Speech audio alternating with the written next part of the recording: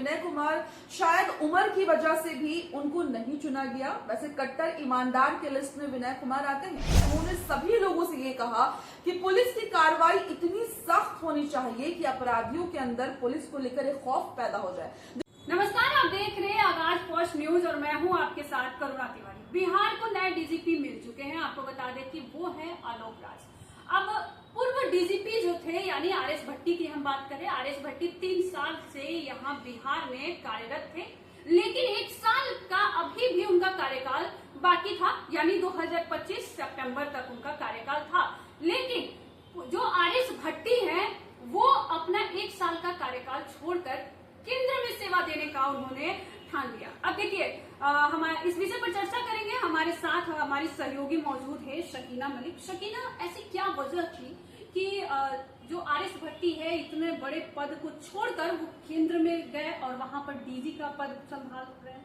जी करुणा, देखिए बात क्या है ना कि हमारे बिहार के जो पूर्व डीजीपी आरएस भट्टी जी, जिनका कल विदाई सम्मान समारोह हो गया पटना से, बिहार से, और अनुमान ये लगाया जा रहा है कि जब उनका कार्यकाल बिहार में स्टार्ट हुआ, यानी जब बिहार में उनकी नियुक्ति हुई डीजीपी के पद से, तो निर्णय ये लिया गया था कि बिहार के जो आईपीएस अधिकारी हैं उनको डीजीपी का पद नहीं दिया जाए, बल्कि बिहार से बाहर से लाया जाए। ये डिसीजन था उस वक्त, और उस वक्त बिहार के सीएम नीतीश कुमार थे और आज भी बिहार के सीएम नीतीश कुमार हैं। लेकिन फर्क ये है कि तब सीएम बिहार के नीतीश कुमार जो है वो महागठबंधन के साथ थे और अब एनडीए के साथ है, यानी तेजस्वी यादव तब महागठबंधन में थे और अभी जो सरकार बनी है करुणा, उसमें तेजस्वी यादव विपक्ष हो गए हैं। और लगातार जिस तरीके से बिहार में अपराध बढ़ रहे हैं, अपराधी का जो रेट बहुत हाई हो गई, उसमें विपक्ष जो है वो दावे में ये ठोक रहा है और कहीं ना कहीं जो हम जिसको कह सकते हैं कि इल्जाम जो है वो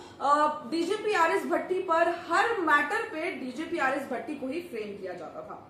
तो कहीं ना कहीं जब डीजीपी आरएस भट्टी पिछले 3 साल के कार्यकाल में वो कभी मीडिया से मुखातिब नहीं हुए, कल भी हम सभी लोगों ने कोशिश की कि उनसे एक इंटरव्यू हो जाए, वो जा रहे हैं, क्या कुछ यहाँ का कार्यकाल रहा, क्या कुछ नहीं रहा, लेकिन वो डायरेक्ट मीडिया को इंटरव्यू उन्होंने कभी नहीं दिया और कल भी इस चीज को उन्होंने बरकरार रखा।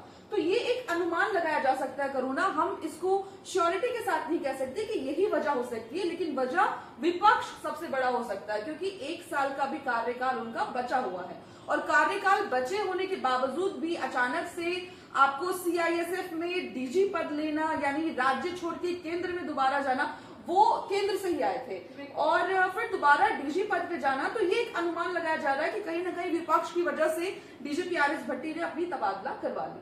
अच्छा शकीना, एक चर्चा ये भी थी कि 3 नाम सामने आए थे डीजीपी के लिए, तो उसमें एक थे आलोक राज, दूसरी थी शोभा अवधकर, जिनके हिटलर के भी नाम से उनको जाना जाता है, हंटर दीदी के भी नाम से उनको जाना जाता है, और एक है विनय कुमार। लेकिन ये तीनों लिस्ट में सिर्फ और सिर्फ आलोक राज को चुनना, मतलब ऐसा क्यों हुआ? देखिए, आलोक राज जो है वो 1989 बैच के ऑलरेडी आईपीएस अधिकारी हैं और अभी भी वर्तमान में भी लगातार वो अभी ड्यूटी में ही है। लेकिन आलोक राज का जो नाम था वो पहले जब आरएस भट्टी जी का नाम चुना गया तब भी लिस्ट में आलोक राज उस वक्त भी नंबर 1 लिस्ट में थे। और ऐसा नहीं है कि जिन 2 लोगों का आपने नाम लिया, शोभा अवधकर या विनय कुमार जी, इस पद के लिए एबल नहीं है या फिर उनमें कोई कमी, ऐसा बिल्कुल नहीं है। वो दोनों भी अपनी जगह बहुत बेहतर है और अब तक जो उनका कार्यकाल रहा है वो भी बहुत बेहतरीन साबित हुआ है। डीजी पद पे है वो दोनों। तो विनय कुमार का जो अनुमान, एक जो खबरें सुर्खियों में बनी हुई है, ये कहा जा रहा है कि विनय कुमार शायद उम्र की वजह से भी उनको नहीं चुना गया। वैसे कट्टर ईमानदार के लिस्ट में विनय कुमार आते हैं। और दूसरा शोभा अवधकर, जो काफी चर्चा में भी थी, शायद आप जान भी रहे होंगे, विकास वैभव को लेकर, उनके मुद्दों को लेकर काफी चर्चा में थी और वजह क्या कुछ था, कड़क मिजाज है, बहुत जल्द। तो मेरा दूसरा सवाल यही था अगला कि शोभा अवधकर जी जो है ये इनका ये महाराष्ट्र ऐसे मराठी है, ये मराठी अवधकर है, लेकिन वो कहती है कि वो दिल से और कर्म से वो बिहारी है, क्योंकि उनकी जो पोस्टिंग हुई बिहार से ही लगातार उनकी जर्नी शुरू हुई। कुछ चर्चों की वजह से उन्हें ये पद नहीं मिला। मेरा यही सवाल है कि क्या उनके मतलब सिर्फ विकास वैभव के साथ जो चर्चा हुआ और उसके बाद ये पद से नहीं मिलना, क्या ये वाकई में सही है? देखिए करुणा, कहीं तक ये चीजें हम सही इसलिए नहीं बोल सकते हैं, जहां तक मुझे ऐसा लगता है और जहां तक लोगों का ये अनुमान है कि शोभा आहूतकर बीइंग अ वुमेन, आप समझ सकती हैं किस तरीके से बोल्ड हैं, और ये होना भी कड़क अंदाज जरूरी है, लेकिन अल्फाजों पर पकड़ होना बेहद जरूरी है। अगर आप उस पद पर हैं तो आपको अपने अल्फाज पे थोड़ा बहुत तो पकड़ होना चाहिए। और जिस तरीके से विकास वैभव के साथ उनकी अनबन हुई, वो भी कोई छोटे अधिकारी नहीं है, वो भी काफी बड़े पद पर थी और जिसकी वजह से भी काफी सुर्खियों में रही वो। और बिहार की जहां तक उन्होंने बात की कि बिहार से मैंने बहुत कुछ सीखा है, तो कल के फेयरवेल में यानी कि डीजीपी आरएस भट्टी का जब विदाई हो रहा था तो उन्होंने भी बिहार को लेकर बहुत अहम बातें रखी। उन्होंने भी कहा कि मैंने बिहार से बहुत कुछ सीखा है, और अगर बिहार